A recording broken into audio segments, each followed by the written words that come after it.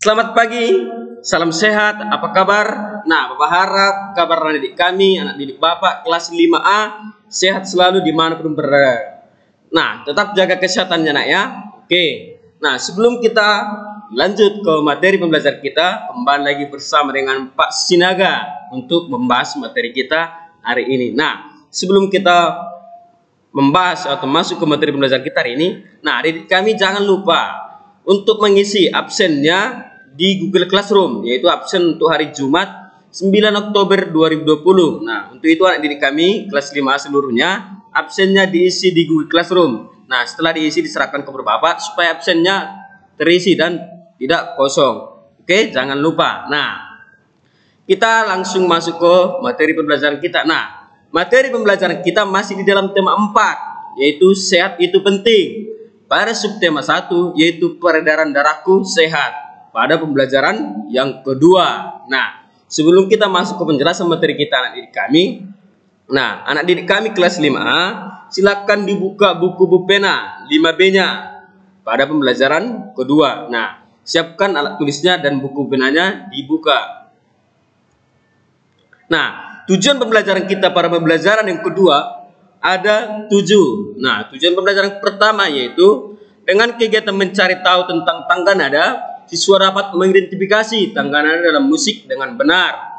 Tujuan pembelajaran kedua, dengan kegiatan mencari tahu tentang tangga nada, siswa dapat menjelaskan ciri-ciri lagu bertangga nada mayor dan minor dengan benar.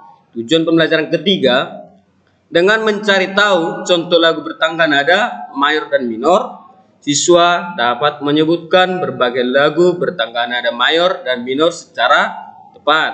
Tujuan pembelajaran keempat, dengan kegiatan mencari tahu contoh lagu bertangga nada mayor dan minor, siswa dapat menyanyikan lagu bertangga nada mayor dan minor sambil bermain alat musik sebagai iringannya secara tepat. Tujuan pembelajaran yang selanjutnya, dengan kegiatan menulis pantun, siswa dapat menyebutkan bagian-bagian pantun dengan benar.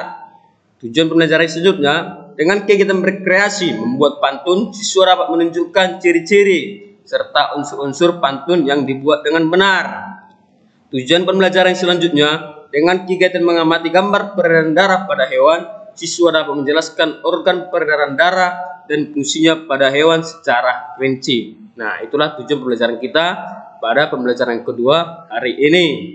Oke, kita masuk langsung ke materi pertama pada pembelajaran yang kedua, yaitu tangga nada mayor dan tangga nada minor. Nah, anak didik kami silakan dibuka buku pena 5B-nya, yaitu halaman 7. Oke, kita masuk ke materinya. Nah, sebelumnya kamu sudah mempelajari atau kita sudah mempelajari pengertian tangga nada mayor dan minor.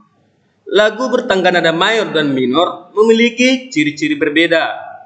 Nah, ayo kembali ingat ciri-ciri lagu bertangga nada mayor dan minor. Nah, perhatikan.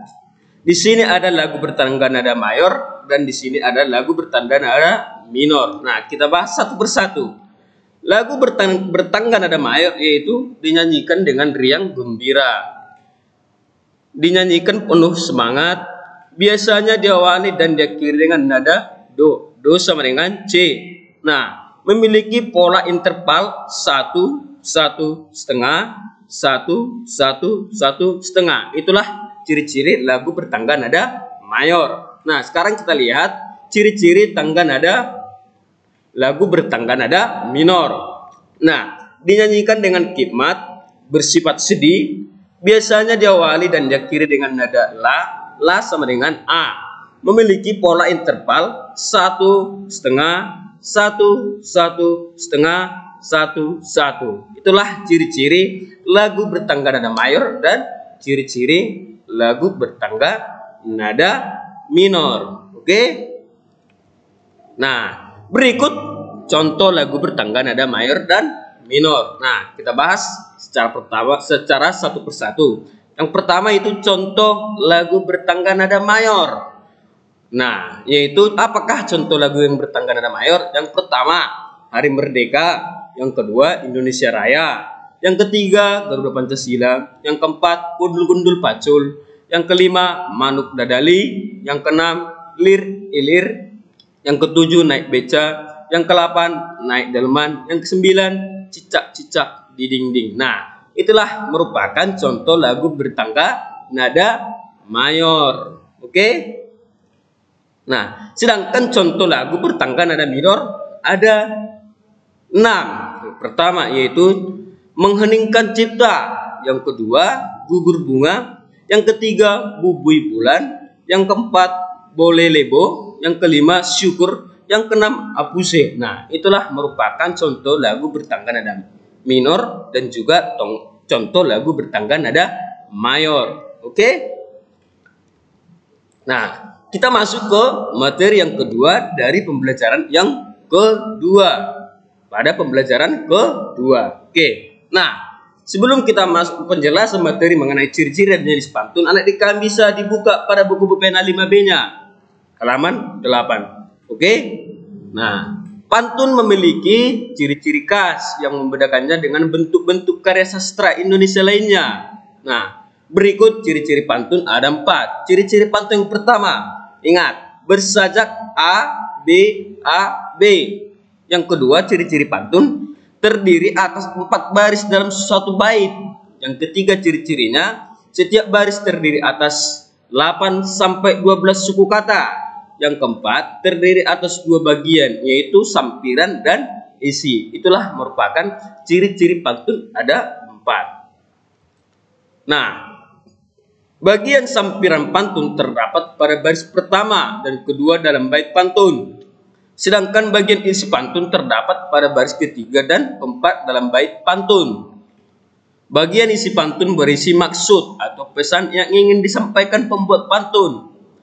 Pantun dapat digolongkan berdasarkan isi dan usia. Berdasarkan isinya terdapat beberapa pantun. Misalnya, pantun jenaka, pantun teka-teki, pantun nasihat, dan pantun kiasan. Nah, sedangkan berdasarkan usia terdapat pantun anak-anak, yaitu pantun orang muda dan pantun orang tua.